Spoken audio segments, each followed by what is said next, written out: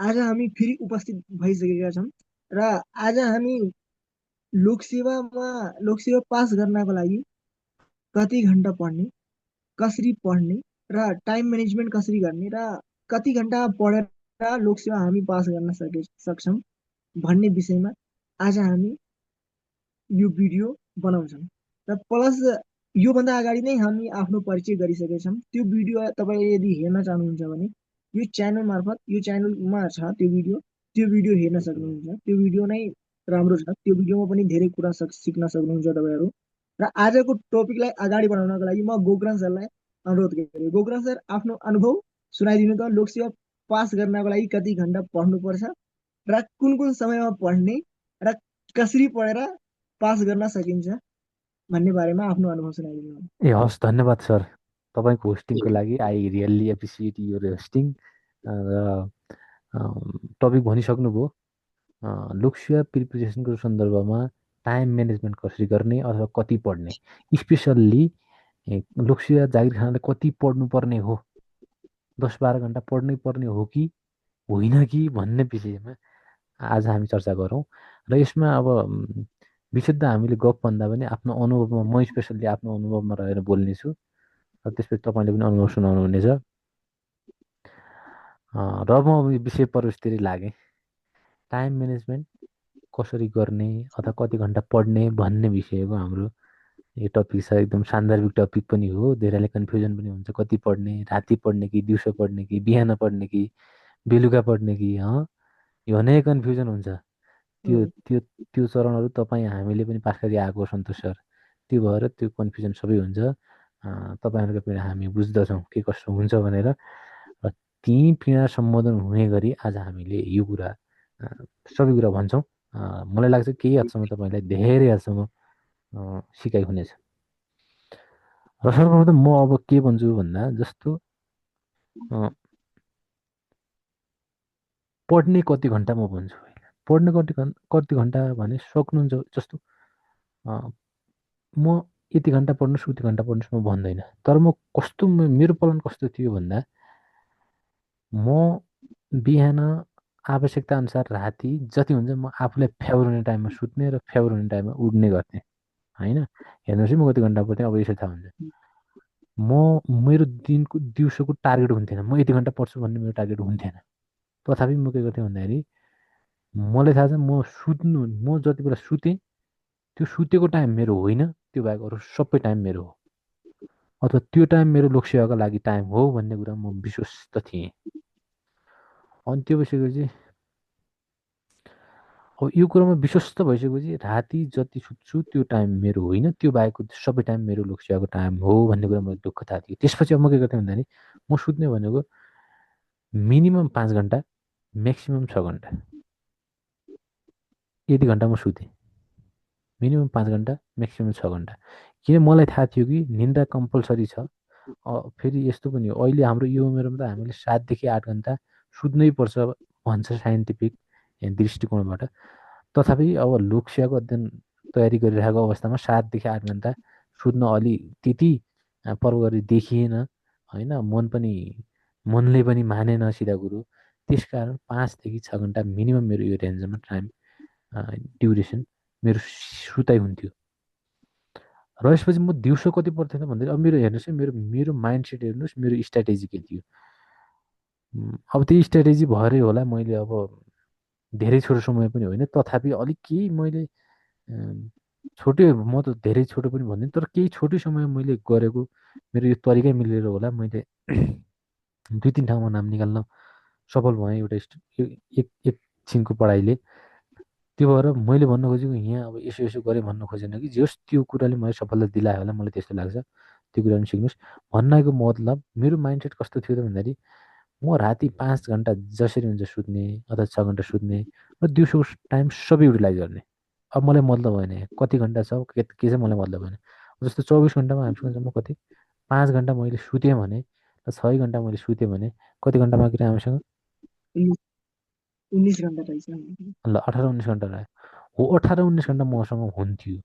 त्यो 18-19 घन्टामा पनि अब हामी 18-19 घन्टा हामी युटिलाइज गर्न सक्दैछौँ। किन? खाना खानु पऱ्यो, यता जानु पऱ्यो, उता जानु पऱ्यो, कहिले के काम पर्ला होइन। अनेक होला। त्यसैले हामी फ्रेस हुनु 18 पर्छ। घन्टा सक्दैनौँ। तर हाम्रो स्ट्राटेजी त्यो हुनु पऱ्यो कि हाम्रो माइन्डसेट यो हुनु पऱ्यो कि मैले त्यो मसँग भएको 18 घन्टामा म्याक्सिमम् जति सक्छु म पुर्याउँछु भन्ने त्यो माइन्डसेट चाहिन्छ नै। मेरो माइन्डसेट पनि त्यही हो, त्यही थियो। अब मैले त्यसै गफ बनाएको छैन, म रियालिटी गरेको जे हो त्यही मैले हो। यो माइन्डसेट हुन बित्तिकै तपाईँ अब 18 घन्टा तपाईँसँग छ, त्यो 18 घन्टा लाई जति सक्दो बढी पुर्याउनुलाई तपाईँ पढिरहनु भएको छ भनेपछि तपाईँ अब अलिकति इनर्जाइज, अलिकति जोसिलो, अलिकति निन्द्रा पुगेको पनि हुनुपर्दछ। त्यसैले त मैले राति 5 देखि 6 घन्टा सुत्नुहोस् भन्नको कारण त्यो हो। त्यसैले तपाईँ अब राति 5 देखि 6 घन्टा सुत्नुभयो भने तपाईँ दिउँसो त्यो बाँकी रहेको नाममा मजाले कुनै अल्छी नलागेर, कुनै आलस्य नलागेर तपाईँले मजाले पढ्न सक्नुहुन्छ। त्यसैले तपाईँ कम्तीमा 5 देखि 6 घन्टा सुत्नुहोस्। त्यो बाहेक अलावा तपाईँसँग दिउँसो भएको टाइम म्याक्सिमम् युटिलाइज गर्नुहोस्। सिधा कुरो यति जान्नुहोस्। अब यसरी 18 घन्टामा तपाईँले टार्गेट गरेर पढ्नुभयो भने तपाईँ मिनिमम पनि 10 देखि 12 घन्टा पढ्न सक्नुहुन्छ। र 6 घन्टा एक्स्ट्रा गयो भने 10 देखि 12 घन्टा तपाईँ मिनिमम पढ्न सक्नुहुन्छ, होइन? यसरी तपाईँ अहिले अब यस्तो पनि छ, अहिले लोकसेवा बजारमा तपाईँको दिनमा 5 घन्टा पढ्ने मान्छे पनि भेटाउनु मुस्किल छ। तर तपाईँले दिनमा मिलाएर 10 घन्टा पढिदिनु भयो भने तपाईँ अरूभन्दा 2 स्टेप फरवर्ड अथवा 2 गुणा अगाडि हुनु भएन भनेपछि अब तपाईँको सफलता प्राप्त गर्ने हिस्सा पनि 2 गुणा फरवर्ड हुन जान्छ। हो, यसरी सोच्नुहोस्। अब अर्को कन्फ्युजन मैले त भने अब राति 5 घन्टा सुत्ने भने अब धेरैको भने के पनि हुन्छ, रातभरि पढ्नै पर्छ लोकसेवा निकाल्नलाई भन्ने कुरा हुन्छ। त्यो मलाई त्यो त्यति प्रभावी लागेन। आफूलाई जुन फेभर हुने त्यो अनुसार गर्ने हो गर्न त। तैपनि म त राति सुत्ने, मजाले सुत्ने, तर 5 घन्टा 6 घन्टा सुत्ने। त्यो बाहेक अलावा मेरो सिस्टममा राति सुत्ने, दिउँसो पढ्ने। र अब हेर्नुहोस् है, अब मान्छे अनुसार फरक हुन्छ फेरि। अब यहाँनिर अब तपाईँ जति बेला सुन्नुहोस् 5 घन्टा पुर्याउनुहोस्, 6 घन्टा पुर्याउनुहोस्, त्यहाँभन्दा बढी नपुर्याउनुहोस्। जस्तो तपाईँ राति, अब कसको पनि कस्तो हुन्छ भन्दा राति बस्नै नसक्ने, निन्द्रा लागिहाल्ने, कोही बिहान उठ्नै नसक्ने हुन्छ। यस्तो 2 किसिमको मान्छे हुन्छ। कोही राति बस्नै नसक्ने, कोही बिहान उठ्नै नसक्ने। अब यस्ता मान्छेहरूले कसरी गर्नु पर्यो त भन्दाखेरि टाइम म्यानेजमेन्ट, तपाईँ राति बस्न सक्नुहुन्न भने जति 10 बजीसम्म सुत्नुहोस् ल, 10 बजी सुत्नुहोस्। अब 10 बजी सुत्दाखेरि बिहान 5 घन्टा सुत्नलाई कति 3 बजीतिर उठ्नुपर्ने भयो, 6 घन्टा सुत्ने भए 4 बजी उठ्नुपर्ने भयो, होइन? यो तपाईँ राति धेरै बस्न सक्नुहुन्छ, तपाईँ 10 बजे सुत्नुहोस्, तर बिहान 3 देखि 4 बजी उठ्नुहोस्। यदि तपाईँ राति बस्न सक्नुहुन्छ भने राति बस्न सक्नुहुन्छ, बिहान उठ्नै सक्नुहुन्न। अब भने त्यसरी आफूलाई त्यसरी मोड्नुहोस् ताकि तपाईँको तपाईँको त्यो खराब बानीले तपाईँलाई ह्यामर नगरोस्। त्यस कारण तपाईँ बिहान उठ्न सक्नुहुन्न भने राति तपाईँ तान्न सक्नुहुन्छ, राति तानिदिनुहोस्, 12 देखि 1 बजाइदिनुहोस्। बिहान त्यही अनुसार 5 घन्टा पुग्ने गरी तपाईँ उठ्नुहोस्। तपाईँ बिहान 6 बजीभन्दा अगाडि उठ्नै सक्नुहुन्न भने तपाईँ राति 1 बजी सुत्नुहोस्। अनि त्यसपछि बिहान तपाईँ 6 बजी उठ्दा पनि समस्या हुँदैन। यहाँनिर हो तपाईँको 5 घन्टादेखि 6 घन्टा सुत्दै होस्, जति बेला हुन्छ सुत्नुहोस्, यसरी म्यानेज गर्नुहोस्। अब फेरि यस्तो पनि होला, सिल्ली क्वेसन कसरी पनि आउला दिमागमा भने म त राति पनि बस्न सक्दैन, बिहान पनि उठ्न सक्दैन भन्ने कुरा पनि आउलान् सन्तोष सर, यस्ता कुरा पनि आउँछन् सिल्ली क्वेसन। तर यदि तपाईँसँग यस्ता प्रश्न आउँछन् भने तपाईँको लोकसेवासँग पुग्न अलिकति गाह्रो हुन्छ कि भन्ने मेरो बुझाइ हो, होइन? तपाईँ राति पनि बस्न सक्नुहुन्न, बिहान पनि उठ्न सक्नुहुन्न भने तपाईँलाई अलिक समस्या हुन्छ कि अलिक गाह्रो हुन्छ कि भन्ने कुरा म यताबाट भन्दछु। त्यो कुरा गर्नुहोस्। अब त्यस्तै गरी अब पढ्ने कति बेला भन्ने कुरा नि हुन्छ। अब अरू कुरो के पनि हुन्छ, टाइम म्यानेज गर्ने। कोही म राति पढेको बुझ्दिनँ भन्छन्, कोही दिउँसो पढेको बुझ्दिनँ भन्छन्, कोही बिहान पढेको बुझ्दिनँ। त्यो कस्तो भन्दा तपाईँको माइन्डसेट कस्तो छ, तपाईँको इच्छा शक्ति कस्तो छ, तपाईँले बुझ्न सक्नु, तपाईँ पढ्नुहुन्छ कसरी भन्ने कुराले यस्ता कुराहरूमा धेरै मेटर राख्दछ। तपाईँ फ्रेस हुनुहुन्छ, तपाईँ एकदम चिल पारामा पढ्न सक्नुहुन्छ भने जति बेला पढ्दा पनि हुन्छ, जसरी पढ्दा पनि हुन्छ। मैले भने यसरी।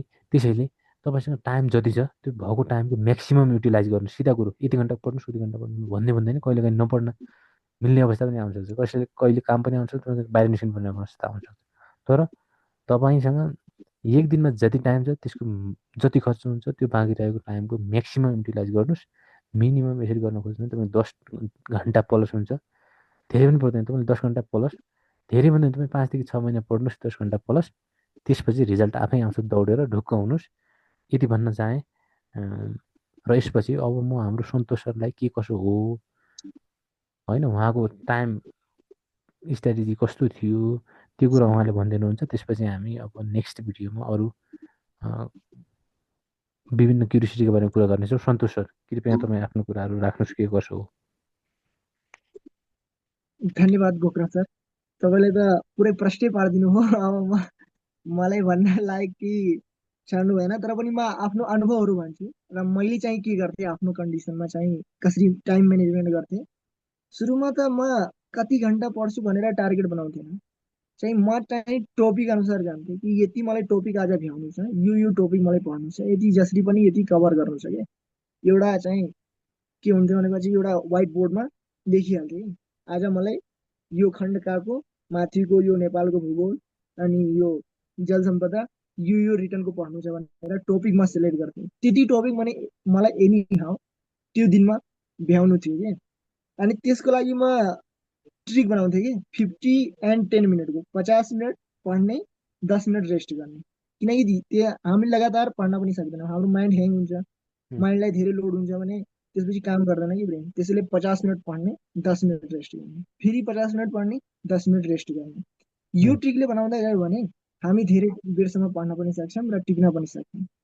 त्यही कति ट्रिक कति तपाईँहरूले बनाउनुहोस् अ, र तपाईँले कति घन्टा जति पढ्ने सर त्यो कुराहरू भनिदिनु अनि त्यसपछि हामी उसो पढ्ने त अब कति घन्टा अनुसार त यदि म अब घन्टै भन्नु पर्यो भने कुनै पनि दिन नछोडिकनै, जस्तै एभ्री डे के ग्याप गर्ने होइन कि। इक्जाम दिन गइरहेको छु बसमा भए पनि, यो कानमा सुन्ने भए पनि, जे गरे पनि एनी हाउ उम्, डेली हामी चाहिँ 8 आवर म्याक्स, एकदम कम्तीमा 8 घन्टा चाहिँ पढ्ने हो कि। जसरी भए पनि त्यो पनि क्वालिटी पढ्नु पर्यो। यस्तो छैन कि म 16 घन्टा पढिरहेको छु तर क्वालिटी नै छैन। 16 घन्टामा बाहिरको दिमागमा कुराहरू आइरहेछ, 16 घन्टा पढे, 20 घन्टा पढे पनि केही काम छैन। तर कोही मान्छे हुन्छन् 6 घन्टा पढे पनि त्यसको 12 घन्टाको जस्तोको रिजल्ट हुने। तर क्वालिटी पढ्ने कि मेन यो हो। 8 घन्टा क्वालिटी पढ्नुहोस्, इनफ हुन्छ कि। 8 घन्टाले 16 घन्टाको काम गर्छ, तर क्वालिटी पढ्नुहोस् मेरो भनाइ अनुसार। र म भन्नाले त्यो सरको र मेरो भनाइमा केही त्यस्तो फरक त परेन, उस्तै उस्तै हो कि के हो? नै उस्तै हो। तपाईँले पनि त्यही कुरा भन्नुभयो, उम्, पढ्न चाहिँ पर्छ, म्याक्सिमम् 10 घन्टा चाहिँ पढ्नुपर्छ। तर मान्छेले यदि 10 घन्टा पनि सकिरहेको छैन, क्वालिटी यदि पढे छैन भने मतलब निस्किने। 8 घन्टा चाहिँ म्याक्सिमम् पढ्ने, क्वालिटी पढ्ने कि मेन। उम्, टाइम टेबल त्यस्तो हार्ड बनाउनु होइन कि आफ्नो बडीलाई, जस्तै कसैको बडीले राति सुतेर पनि राति दिनभरि पढेर बिहान फेरि उठ्न पनि सक्छन् कि। बडी बडी अनुसार हुन्छ कि आफ्नो बडीले के सुट गर्छ, मलाई रातिको टाइम सुट गर्छ कि दिनको टाइम सुट गर्छ, त्यो हेर्ने पहिला म बिहान उठ्न सक्छु कि सक्दैन भनेर। मेरो कन्डिसनमा के हुन्थ्यो, म मर्निङ 4 बजे उठ्थेँ क्या। 4 बजे उठ्ने बित्तिकै आधा एक घन्टामा फ्रेस हुने, एक्सर्साइज यताउता गर्ने, त्यसपछि बिहान 5 बजेदेखि 10 बजे बिचमा लगभग 1 घन्टा ब्रेक गरेर अनि म 5 बजेदेखि 10 बजेको अन्डरमा लगभग 4 घन्टा पढिसक्थेँ क्या म। 4 घन्टा, वान वान आवरको ब्रेक गरेर 4 घन्टा पढिसक्थेँ मैले। चार 4 घन्टा त मैले 10 बजेभित्रै नै कभर गरिसकेँ त। तर क्वालिटी पढ्नुहोस् कि। अनि गाह्रो टपिकलाई तपाईँ सुतेर उठ्ने बित्तिकै फ्रेस माइन्डमा चाहिँ गाह्रो टपिकलाई बढी ध्यान दिनुहोस्। म चाहिँ त्यो भने। अनि कुनै पनि दिन चाहिँ ग्याप नगर्नु है। आज मैले ल आज 16 घन्टा पढेँ, एकदम मोटिभेसन छ, पुरा बडी एकदम फुल एनर्जी छ, आज म धेरै मोटिभेट छु, आज 16 घन्टा पढेँ, भोलि दिन छैन फेरि, अर्को दिन फेरि 2 घन्टा पढेँ। त्यस्तो गर्ने होइन, लगातार पढ्ने, रेसियोमा पढ्ने, चाहिँ एभरेज चाहिँ पढ्ने बरु, तर लगातार पढ्ने। 8 घन्टाको टाइम टेबल छ, टाइम टेबल धेरै हार्ड नबनाउने, नर्मल बनाउने, तर पालना गर्ने यतिको बनाउने। यति उम्, नै कुरा भने म ल अहिलेको लागि। ल, हुन्छ हुन्छ अर्को हुन्छ सन्तोष सर। अब मलाई त लाग्यो करिब करिब तपाईँका मेरो कुरा जे जस्तो घुमाए पनि करिब करिब उस्तै उस्तै हुन आएको जस्तो मलाई फिल भयो। अब हाम्रो हेर्ने साथीहरूलाई के कस्तो लाग्यो भन्नाले तपाईँ टाइम बनाउनुहोस् नबनाउनुहोस्, तपाईँसँग फ्री भएको टाइम म्याक्सिमम् टाइम फ्री हुनुहोस् र फ्री भएको टाइम म्याक्सिमम् युटिलाइज गर्नुहोस्। त्यसको पोर हुन्छ युटिलाइज गर्नुहोस्। मेन कुरो टाइम जस्तो तपाईँले पनि भन्नुभयो 20 घन्टा हुन्छ, तर 20 घन्टा तपाईँले पढेर किताब खोलेर बसेर पनि हुनेवाला केही पनि छैन। तर त्यो के कसरी हेर्नुभयो, के कुरा सिक्नुभयो भन्ने कुरा धेरै म्याटर राख्दछ। जति टाइम छ तपाईँसँग त्यसको क्वालिटी युटिलाइज गर्नुहोस् भन्न चाहेँ। र अब सन्तोष सर हामी भोलि कुनै नेक्स्ट अर्को क्युरियोसिटीमा के कसो हुन्छ त्यो विषयमा ल्याउनु पर्ला। आजलाई हामी छुट्यौँ सर है।